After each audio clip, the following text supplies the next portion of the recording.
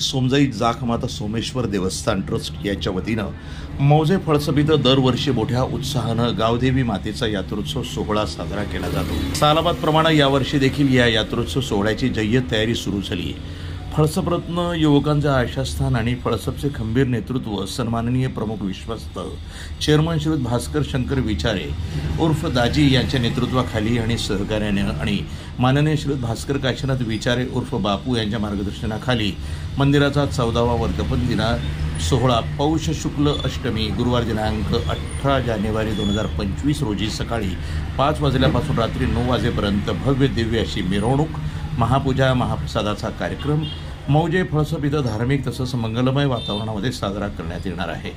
या उत्सवाची जय्यत तयारी सुरू आहे।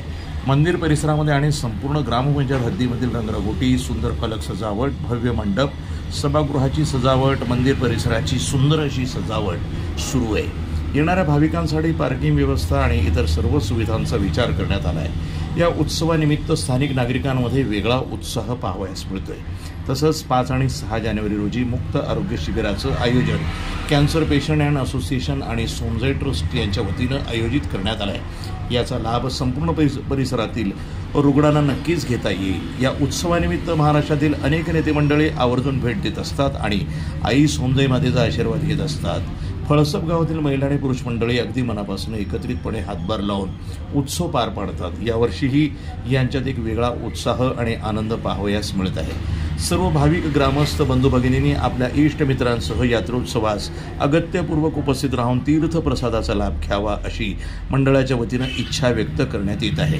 याबाबत आपले प्रतिनिधी अक्रम झटाम यांनी थोडक्यात आढावा घेतला आहे। मराठीमध्ये आपलं स्वागत आहे। आज आपण फळसप या ठिकाणी आहोत।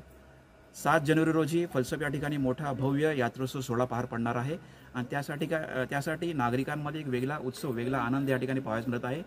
या उत्सवाची वेगळी जय्यत तयारी या ठिकाणी सुरू आहे। या मंदिराचे विश्वस्त, या ट्रस्टचे विश्वस्त माननीय दाजी विचारे साहेब आपल्यासोबत आहेत। त्यांचे सहकारी या ठिकाणी उपस्थित आहेत। त्यांच्याकडून थोडक्यात आपण याचा आढावा घेणार आहोत। म्हणजे आजपासून आमचं 3 दिवस गावाच्या देवीचा यात्रोत्सव असतो। त्यासाठी आमची पूर्वतयारी चाललेली आहे आणि आमचे माननीय विश्वस्त आणि चेअरमन दाजी याच्या माध्यमातून हा जो 40 वर्ष त्यांच्या माध्यमातून हा उत्सव चालू झालेला आहे आणि तो दरवर्षी म्हणजे जसं त्यांची अपेक्षा आमची पण नव्हती त्याच्यापेक्षा उत्तर चांगलं होत चाललेलं आहे। तर आपली सर्वांना विनंती आहे की आम्ही हा 3 दिवसाचा कार्यक्रम ठेवलेला आहे की उद्या आम्ही तो कॅन्सर पेशंट असोसिएशनतर्फे महिलांसाठी पुरुषांसाठी मोफत तपासणी वैद्यकीय शिबिर आयोजित केलं आहे। ते उद्या 6 ते 9 टाईम आहे, वेळ आहे। तर आमच्या इथे सभागृहामध्ये च्या बाजूला आम्ही त्यासाठी रूम तयार केलेले आहे, तिथे आपण यायचं आहे आणि महिलांसाठी महिला डॉक्टर असतील, जेंट्ससाठी जेंट्स डॉक्टर असतील आणि त्यानंतर 6 तारखेला दादींच्या माध्यमातून सर्वांसाठी म्हणजे ज्या आमच्या ज्या महिला आहेत, सौभाग्यवती म्हणा की विधवा आहेत, त्यांच्यासाठी दाजींच्या माध्यमातून संकल्पना त्यांची होती की हा हळदी कुंकू आपण फक्त आपल्या सौभाग्यासाठी नाही ठेवायचं, तर पुरा परिसर खाडीपट्टा आहे, त्यांची ती संकल्पना होती। ती आम्ही साक्षात आता उतरतोय आणि सतत दाजी आणि त्यांच्यासाठी ते आम्ही एक फुलाचे पाकळी म्हणजे भेट देतो, ते एक वाण देतो, आमचं सतीचं वाण ते आपण देतो सर्वांना, तर ते दाजीच्या माध्यमातून दिलं जातं। त्यानंतर जो आमचा मेन 7 तारखेला कार्यक्रम देवीचा वार्षिक महोत्सव असतो तो आम्ही 7 वाजल्यापासून म्हणजे सकाळी 5 वाजल्यापासून पूजापाठपासून चालू असणार ते संध्याकाळीपर्यंत असणार।